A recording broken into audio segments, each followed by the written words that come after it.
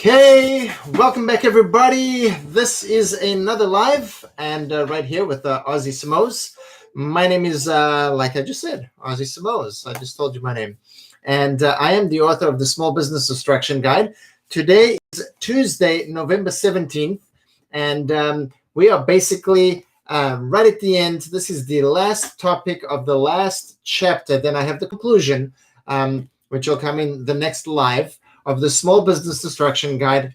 Literally, this is 23 recordings, 23 lives that I've done on the topics in the Small Business Destruction Guide.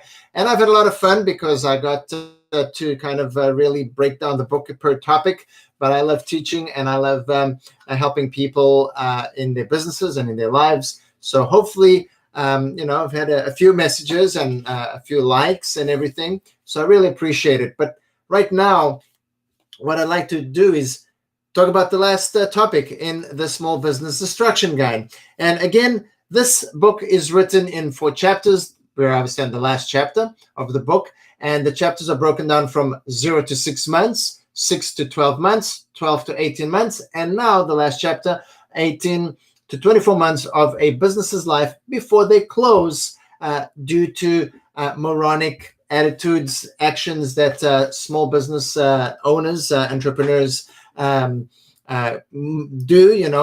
mentalities and stuff like that, that causes them to fail and to close. Don't forget, I am on YouTube, I am on Instagram, and I am on Facebook. So if I'm looking around, it's just because I'm looking at all 3 cameras, trying to make a connection with everybody. Let's get down to this last topic, which basically I've titled, You All Suck, Clients, Employees, Family, and once again, even the dog. So what's that mentality? What is that stupid, moronic mentality that a entrepreneur could have at this point, being the last topic of the last chapter, possibly on the 24th month, this business is about to close. And what happens is that mentality of pride, that feeling and arrogance that plays in to a human being's life and way of being, and that's pride and arrogance. And what happens is they blame absolutely everybody else for their failure.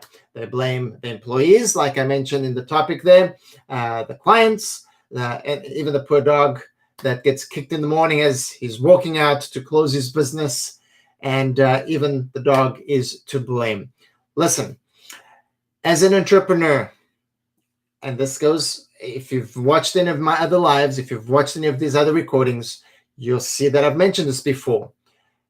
In life, as life in general, but especially as an entrepreneur, you have got to take personal responsibility for everything that happens in your business.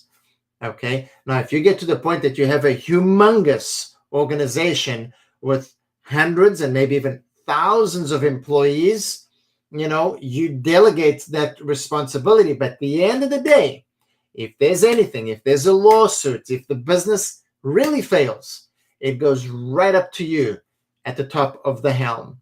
And that's how life is. That's how life is. All right. So, in the book, I talk about this one entrepreneur that I was actually part of his organization many, many years ago. But think about this. If you are an entrepreneur, if you're a business owner, you have got to take personal responsibility for everything that goes on in your business. Personal responsibility, okay? Even though you may have layers of management, layers of employees, people taking care of delegated tasks and responsibilities. But at the end of the day, whatever happens to the business, if for some reason one day the business has to close, it's your responsibility. Okay. I know that businesses that have had to close because there was theft, internal theft, fraud and stuff like that caused them to fail. Those things are unfortunate. They do happen. Okay. Not very, very frequently, but there are bad apples that you can hire and will kind of clean you out. And if ever, and I know I've mentioned this in some other live before, if ever you have to get to the point that you have to shut your business down, that there really is no more hope and so on, just understand you may have failed in that business, but if you didn't learn anything, that's the biggest failure. That's where you really, really fail, is if you don't learn why you closed, why you failed. And let's say you did have an internal bad apple that kind of wiped you out, cleaned out your bank accounts, took all the money, and left you high and dry.